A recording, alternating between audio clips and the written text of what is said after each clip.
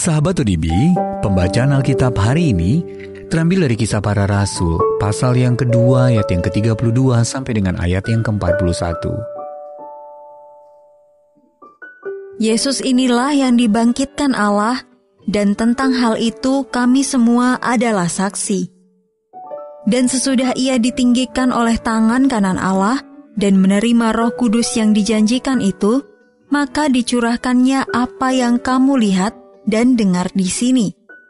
Sebab bukan Daud yang naik ke sorga, malahan Daud sendiri berkata, Tuhan telah berfirman kepada Tuanku, duduklah di sebelah kananku sampai kubuat musuh-musuhmu menjadi tumpuan kakimu. Jadi seluruh kaum Israel harus tahu dengan pasti bahwa Allah telah membuat Yesus yang kamu salibkan itu menjadi Tuhan dan Kristus. Ketika mereka mendengar hal itu, hati mereka sangat terharu. Lalu mereka bertanya kepada Petrus dan rasul-rasul yang lain, apakah yang harus kami perbuat, saudara-saudara? Jawab Petrus kepada mereka, bertobatlah, dan hendaklah kamu masing-masing memberi dirimu dibaptis dalam nama Yesus Kristus untuk pengampunan dosamu. Maka kamu akan menerima karunia Roh Kudus.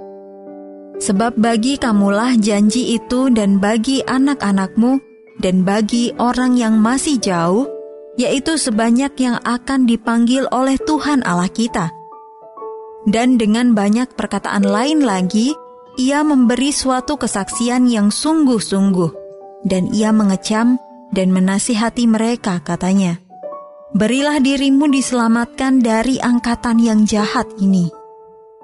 Orang-orang yang menerima perkataannya itu memberi diri dibaptis, dan pada hari itu jumlah mereka bertambah kira-kira 3.000 jiwa.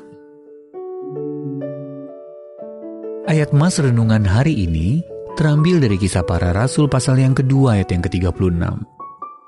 Allah telah membuat Yesus yang kamu salibkan itu menjadi Tuhan dan Kristus.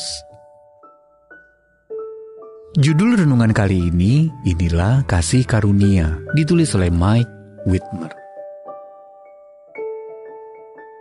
Sahabat ODB, kisah Les Miserables dibuka dengan adegan Jean Valjean, narapidana yang bebas bersyarat, mencuri benda-benda perak milik seorang pastor. Ia tertangkap dan mengira dirinya akan dijebloskan kembali ke penjara. Namun sang pastor mengagetkan semua orang dengan berkata bahwa ia sudah memberikan benda-benda berharga itu kepada Valjean. Setelah polisi pergi, ia berpaling kepada si pencuri. Sekarang kamu bukan lagi milik kejahatan, tapi milik kebaikan. Kasih yang begitu murah hati ini merujuk kepada kasih yang mengalir dari sumber segala kasih karunia. Pada hari Pentakosta, Petrus memberitahukan kepada semua orang yang mendengarkannya bahwa kurang dari 2 bulan sebelumnya, di kota itu juga mereka telah menyalibkan Yesus. Orang-orang itu merasa terharu, lalu bertanya apa yang harus mereka lakukan. Petrus menjawab, bertobatlah dan hendaklah kamu masing-masing memberi dirimu dibaptis dalam nama Yesus Kristus untuk pengampunan dosamu. Kisah Para Rasul pasal yang kedua ayat yang ke-38. Yesus telah menanggung hukuman yang selayaknya mereka terima. Sekarang hukuman mereka akan dihapuskan jika mereka percaya kepadanya. Sungguh ironis kasih karunia itu. Manusia hanya dapat diampuni oleh kematian Kristus yang disebabkan oleh manusia sendiri. Betapa luar biasanya kasih karunia dan kuasa Allah. Dia menggunakan dosa terbesar manusia untuk menggenapi keselamatan kita. Jika dosa menyalibkan Yesus saja dipakai Allah untuk maksud agung tersebut, maka kita boleh meyakini bahwa tidak ada yang tidak sanggup diubahnya menjadi sesuatu yang baik. Percayalah kepada Dia, yang turut bekerja dalam segala sesuatu untuk mendatangkan kebaikan bagi mereka yang mengasihi Dia. Roma 8 ayat yang ke-28. Sahabat ODB, sudahkah Anda menyerahkan diri kepada Yesus? Jika belum, apa yang menghalangi Anda?